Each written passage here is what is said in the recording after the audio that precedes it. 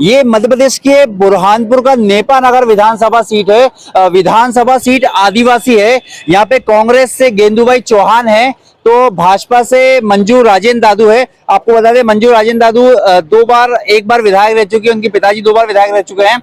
और माहौल क्या है यहाँ का, यहाँ के हम लोगों से जानेंगे, यहाँ का लोग क्या बोलते हैं, मत क्या बोलता है वो जानेंगे।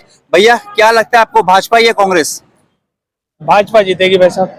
किन मुद्दों पे जीतेगी भाजपा?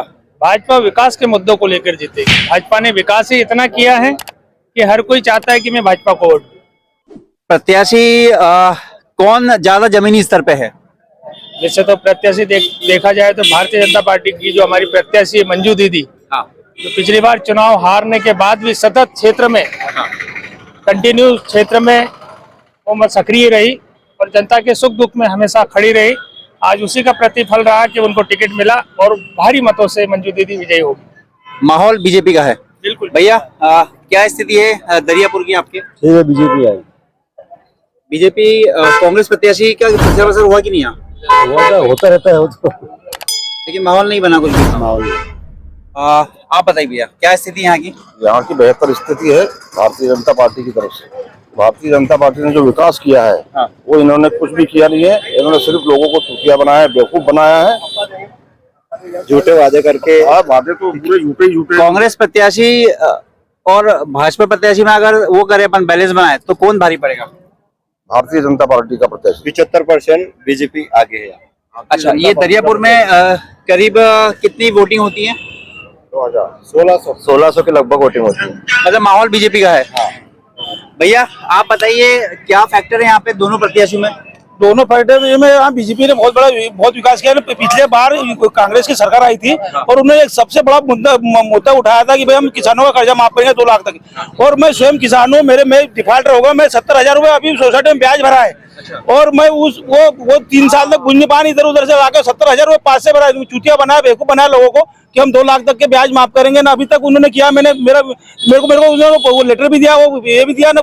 चूतिया बनाते फिरे 2 से 3 साल तक भर रहा दे रहे, लेकिन अभी तक कोई नहीं। हमको स्वयं पैसा भरना पड़ा सोसाइटी में। मतलब कुल मिलाकर बेवकूफ बना रहे कांग्रेस। कुछ भी वादे ले आते हैं और बेवकूफ बना। प्रत्याशी जो है गेंदूभाई को लेके एक सवाल भी उठ रहा है कि वो अग्रवाल और आदिवासी समाज क्या है, समझ में नहीं आया क्या मामला है? मतलब उनका पूरा नाम तो बता ही नहीं। गेंदूभाई है कौन ही है, हम जान नहीं पा रहे हैं। मतलब और अग्रवाल कौन है? सुमित अग्रवाल हो, हमको पता ही नहीं अभी तक। बोले सुमित अग्रवाल चुनाव लड़ रहा है, कोई बोल रहा है गेंदूभाई लड़ रहे थे। क्या मतलब यहाँ पे आरक्षण का फायदा लिया जा रहा है?